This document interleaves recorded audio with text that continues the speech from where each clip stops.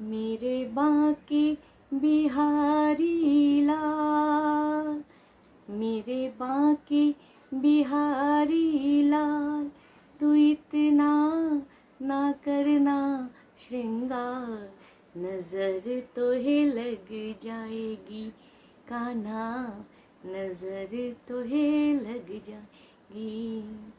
तेरी मुरलिया पे दिल मेरा अटका, तेरी मुरलिया दिल मेरा अटका, प्यारा लगे तेरा पीला पटका, प्यारा लगे तेरा पीला पटका।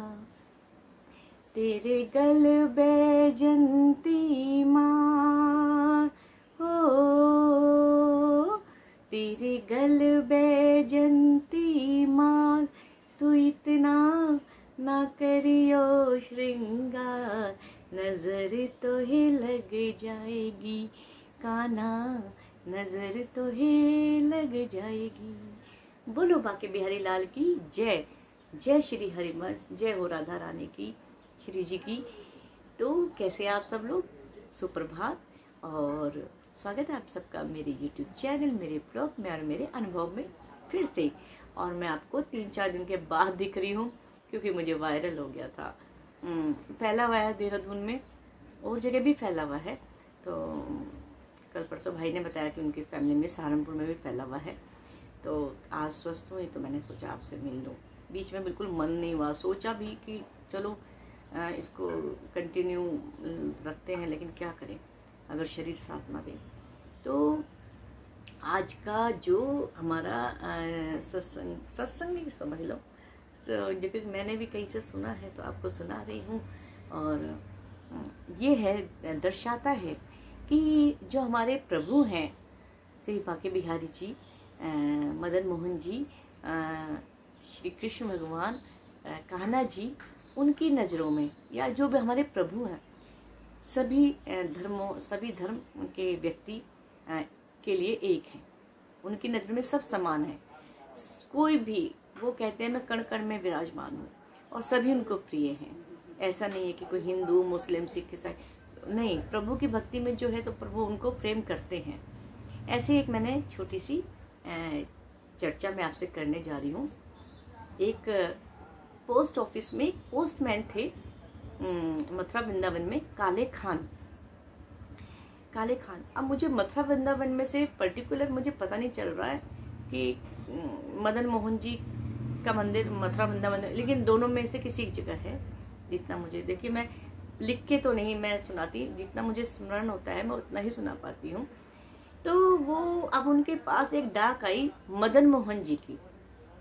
किसी ने किसी व्यक्ति को एक पत्र लिखा होगा। उनका काम था पोस्ट ऑफिस साइकिल पे जाना और डाक वितरित करना।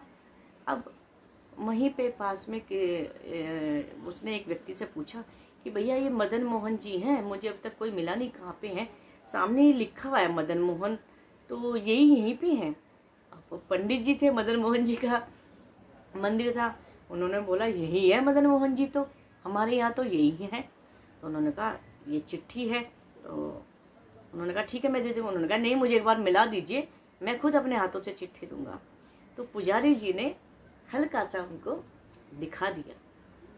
बस उनको दिखाना था काले खान जी को, और काले खान जी के हृदय में मदन मोहन जी की छवि बस गई। होता है ये पूर्व जन्म का कुछ कनेक्शन होता है कि कई संत महात्माएं, गोपी, और इस जन्म में, हर जन्म में जन्म लेते हैं भगवान की जो महिमा होती है उसका गुणगान करने के लिए। तो शायद होगा कोई पिछले जन्म का।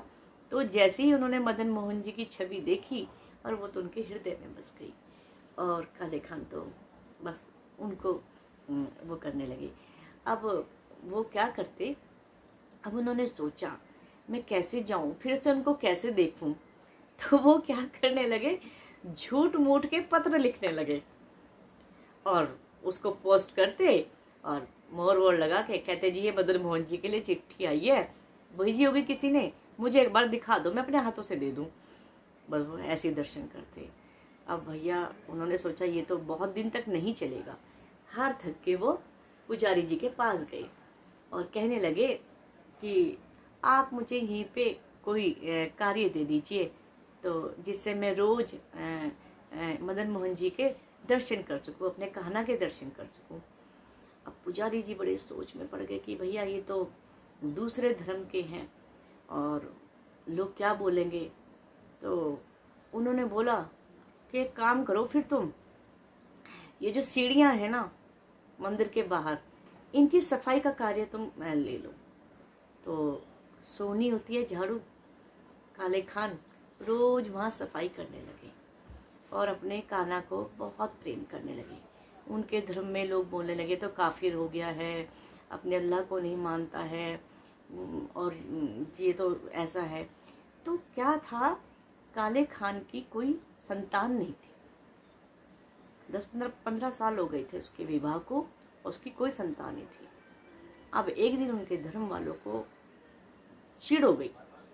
उन्होंने बोला ऐसा है तो तू अपने कान्हा से, अपने ठाकुर जी से ये क्यों नहीं कहता कि हमें संतान दे। उसको तो लग गई। अब वो जाके बोला उसने कि ऐसा है जी ठाकुर जी, मुझे तो संतान चाहिए और ये लोग बोल रहे हैं कि मैं काफिर हूँ और मैं आपको मानता हूँ।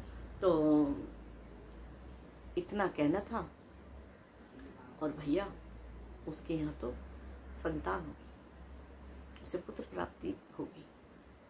अब उस धर्म वालों ने बोला ये तो अल्लाह की मर्जी से हुआ है, और भैया इसमें क्या है तेरे उसका।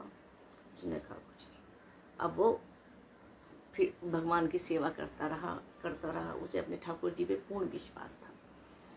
अब उसका बेटा 8-10 साल का हुआ तो एक दिन नदी किनारे खेल रहा था तो उसको एक सर्प ने काट लिया।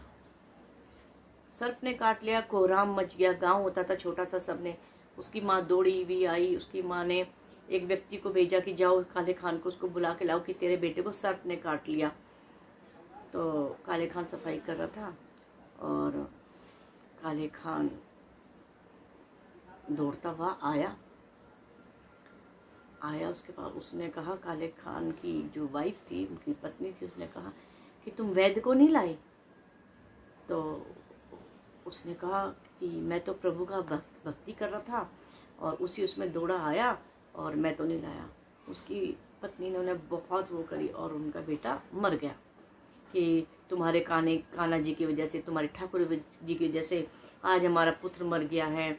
और काले खान जी को बहुत पीड़ा पहुंची इस बात से, बहुत दुख हुआ। गांव वाले भी कहने लगे देख लिया तेरे कन्हैया का वो ऐसा था, अगर उसने दे रखा था तो लिया क्यों मारा। और एक ही बेटा था, अल्लाह की मर्जी से हुआ था। काले खान की पत्नी को बहुत गुस्सा आया।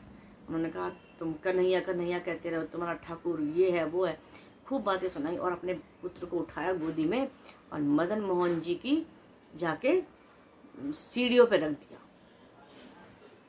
काले खान जी की पत्नी ने। और कहने लगी ऐसा है ना तेरा ठाकुर, तो जीवित करे मेरे बेटे को, मैं तो तब मानूंगी कि तू भक्ति करता है और तेरे ठाकुर जी हैं। तूने तो पागल हो गया है, तू तो अपना धर्म छोड़ के तू दूसरे किस्म। अब काले खान जी को बहुत पीड़ा हुई। उन्होंने मदन मोहन जी को देखा।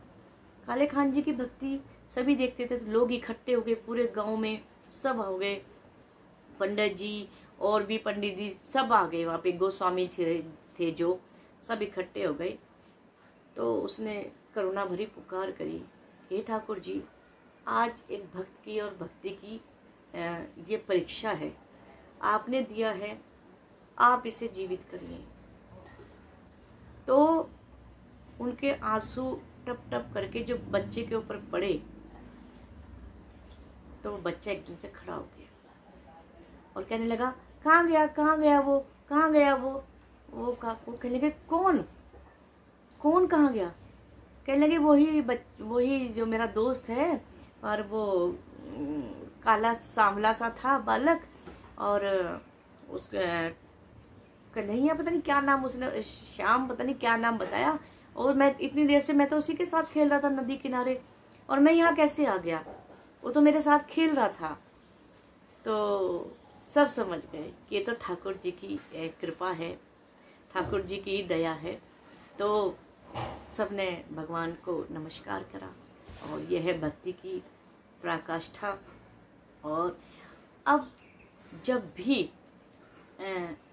वहाँ पे आरती होती है मदन मोहन जी के उसमें, तो काले खान जी का नाम लिया जाता है। वो एक बहुत बड़े भक्त हुए प्रभु के, उन्होंने बहुत सी रचनाएं करी प्रभु के इसमें जो होती हैं गान में, और बहुत सी कविताएं लिखी, बहुत से गाने लिखे, भजन लिखे प्रभु के लिए।